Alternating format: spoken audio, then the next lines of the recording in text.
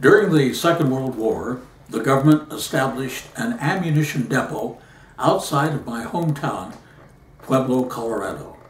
The ammunition depot was known as the Pueblo Ordnance Depot. I thought I would like to have a summer job at the Ordnance Depot. I asked my father about it, and he mentioned that I would soon be going to college. I had said to him that I planned to be a pre-law student. Well, my father hated lawyers. He found that their services were unsatisfactory, that they overcharged people, and they gave bad advice. He said to me, "You don't want to study law. What you want to do is to study engineering. Do something practical that helps people." So I said, "Well, fine. If you think that's what I should do, I'll sign up to be an engineering student." Well, I went out to the Ordnance Depot. I told them that I was going to be an engineering student and I was looking for a summer job. It just so happened they needed ammunition inspectors.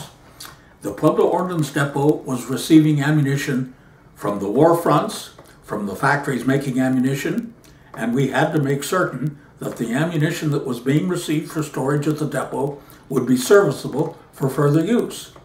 So I was hired as an ammunition inspector.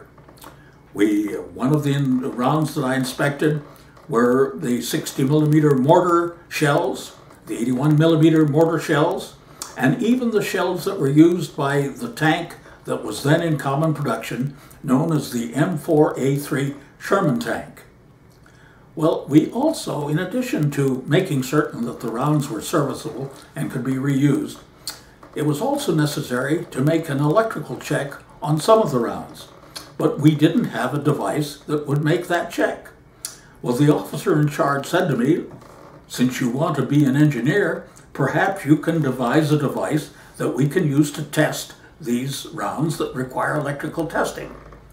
So I spent a little time on it. I know about the voltmeters and the ammeters and the other devices that are used to check for electricity. And I created one that we used on various rounds, and it was working satisfactorily. In fact, it worked so well that the officer in charge congratulated me on producing the device and said he would recommend me for promotion. But by that time, it was ready for me to find another job. I thanked him very much, and I told him I had enjoyed my experience at the Ordnance Depot and that I would then go on and pursue a career in engineering.